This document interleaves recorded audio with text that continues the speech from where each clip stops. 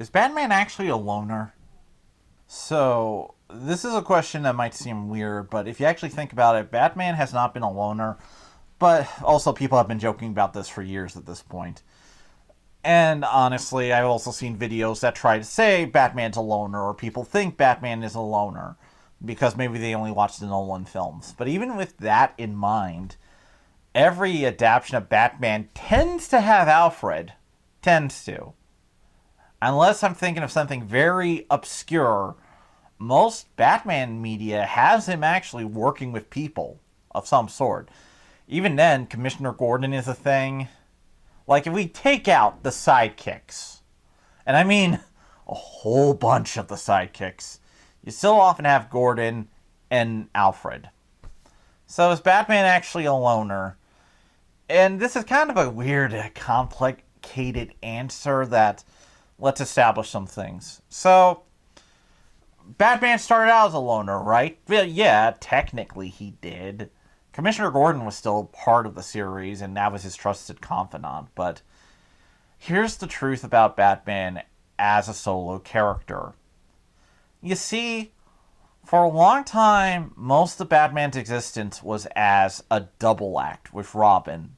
Now, you might be like, well, yeah, but he was a solo... No, Batman was not solo for a long time. Do you know how long it took Robin to make it into the title? About a year. On the first cover of Batman #1, you have Robin there.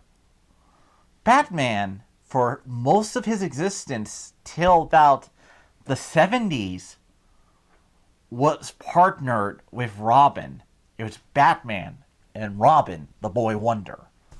So Batman was not a loner for a majority of his existence.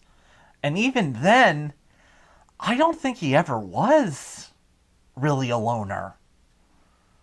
Like, sure, sometimes he goes, I work alone, but let's just go through the different characters here. Maybe we'll find one that establishes, maybe something. Okay, so first, we have Robin. That was his first actual sidekick. He appeared before a lot of other ones. So Dick Grayson Robin. Okay, alright. And okay, I'm actually going to give you guys a little history here.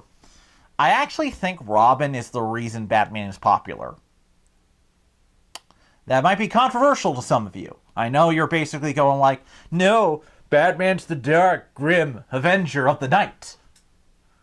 Well, first Adam West, but besides that, no. Honestly, Batman was kind of a shadow knockoff in the beginning. And once Robin was added to the title, he really did get unique. He actually had something. He started the kid sidekick genre in superheroes. And a bunch of them were added because of Robin. Robin is a big deal to the Batman mythos because it kept him from being just a shadow knockoff. I actually think that's very important here because it provided a reader identification character. Because guess what? Batman was created for kids. But he killed people in his first... We had different standards back then. That's really it. That's it. Batman might have been a killer in his initial stories, but that did not last long. Like, it's very early on that Batman had an aversion to guns, but the panel where he does... No, he stopped using guns. He had them in like 3 or 4 stories. But even then, it wasn't his signature weapon. It wasn't like, yo, I'm Batman, and I'm gonna shoot ya. Yes, I'm gonna shoot ya, because that's what I do. And look, honestly, if anybody has a thing on guns in comics, it's the Punisher. We're gonna move on now. Okay, after Robin, you get Alfred. So Alfred's there. Okay. And at that point, Alfred's established as part of his backstory later, is retconned. Initially, Alfred was actually just a butler Bruce hired one day who found out they were Batman and Robin, and they were like, oh, well, you know who we are. Might as well make you part of the family. And Alfred was like, yay! And then later variations on Batman's origin had Alfred be there since he was a kid. So, you know, so Alfred's there. He's now part of the whole thing. Alright. That's it. That's all. No. There's more. There's way more. There's more than this. Okay. Who else do we got? Well, we have the original versions of Batwoman and Batgirl. Yes, the original versions. Because comics. So they were introduced into the comics to establish Batman was not, I'm going to say, tasting the rainbow. And look, there's this book called Seduction of the Innocent, and it made like some claims about Batman's sexuality. Look, it made the claim that he was gay, that he was basically like, Robin and Batman are in a homosexual relationship. And this was a whole thing, but we're not really worried about that. They weren't very part of the story, but they were there, so they were supporting characters. Again, later on we have the Barbara Gordon Batgirl, but she doesn't come until the 60s. Before then we have Ace, the Bat-Hound, who, surprisingly, was introduced in the same year as Crypto the Superdog, but only a couple months later. So I don't think they're technically rip-offs of each other, but, you know. Wonder Dogs were popular. Like, seriously, look at Golden Age comics and the amount of Wonder Dogs. It's kind of crazy. Again, we just had a weird obsession. It's now not really a thing anymore. So, Ace the Bat-Hound. Okay. Then Batgirl. Alright, no. First of all, Batman's also a member of the Justice League. Shit. He was also technically a member of the JSA, but he was like only in 1 or 2 stories. So, he's already working with people, other superheroes. Okay, that's it, right? No. Okay, let's think about this. Okay, so we're hitting up into around the 90s now. I mean, 80s. Oh, Batman forms his own superhero team, the Outsiders. You don't know who the Outsiders are? Black Lightning's a part of that team. Metamorpho, Geoforce. Geoforce literally has nothing to do except be an outsider. That's his entire thing. Okay. Them. Alright. So Batman has his own superhero team. He eventually ditched them, but, you know, we're heading off into the 90s, and, he gets another Robin? Jason Todd? He dies. Okay, that's fine. He's not gonna... Tim Drake Robin is a thing. Yes, we're getting, Alright, it can't be this much, right. Okay, like, we're clearly gonna reach a stop. No, we're not. This is gonna go on for a bit, guys. I'm sorry. This is just... Look, he already has a lot of new sidekicks, but you get my point. Batman is kinda not a loner, but let's actually talk about where the perception comes from. Because this is where it's interesting. That list there is only scratching the surface, and there's been more modern sidekicks added after. I haven't even talked about the Hunchback who lives in his Batcave repairing his Batmobiles. His name's Harold, by the way. Did you know about Harold? Well, you do now.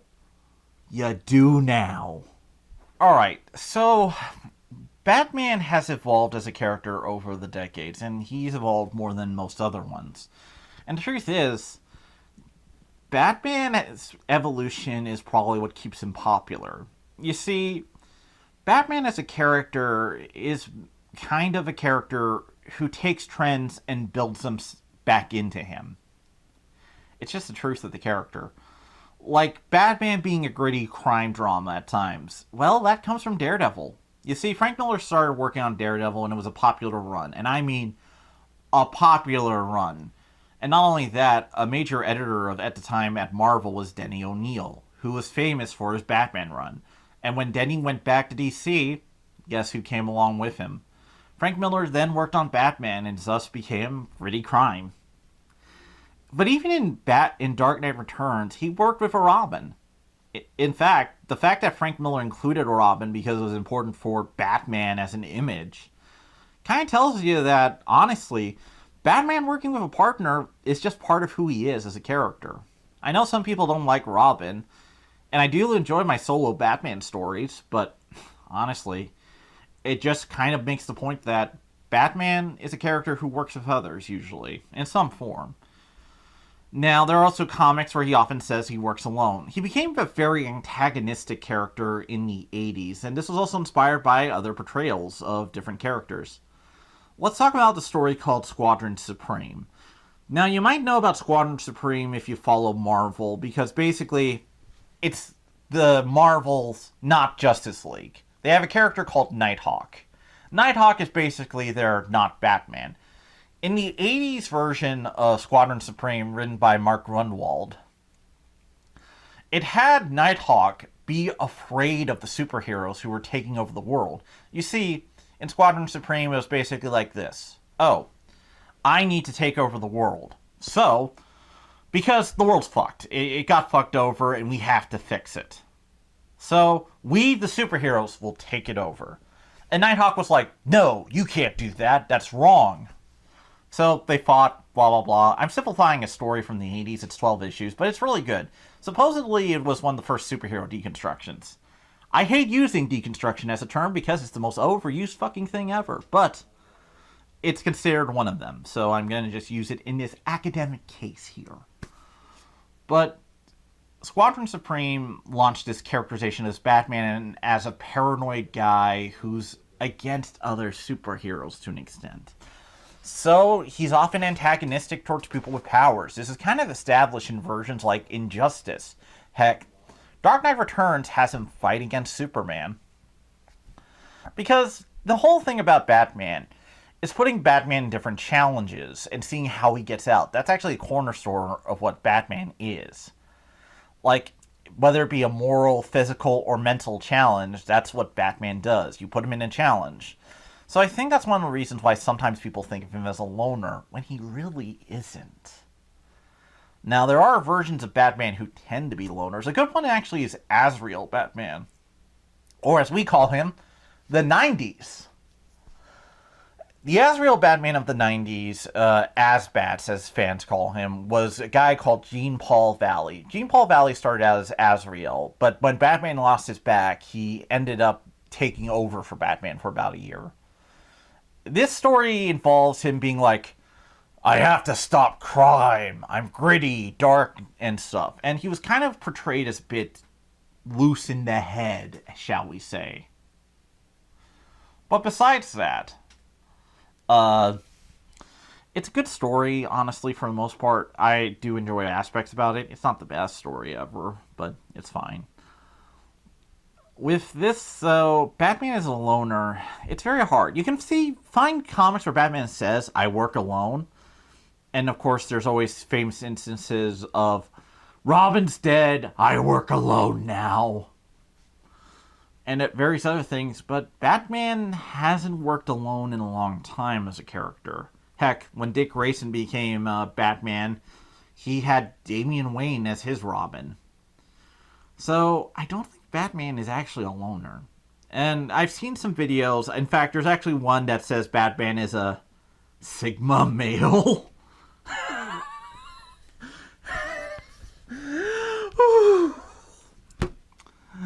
I can't take that seriously at all. Where he's just like this loner guy. He's dark, mysterious, Batman, and why he's so attractive. Honestly, dark, mysterious men are just kind of attractive. They're not necessarily loners, but Batman I don't think is a good example of a loner. He's a kind of a character who pretends to be a loner, because he's kind of... Because here's the truth about Batman's story, and it kind of how it's evolved. It's evolved less into a story about a superhero trying to protect the city.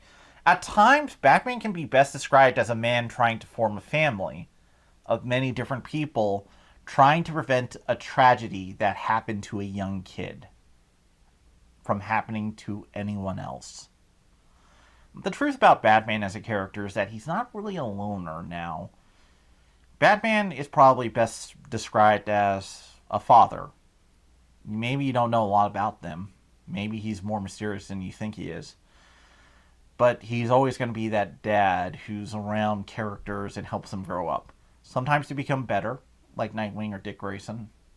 Sometimes they get worse, like Jason Todd. Sometimes there's a clearly favorite son, Tim Drake.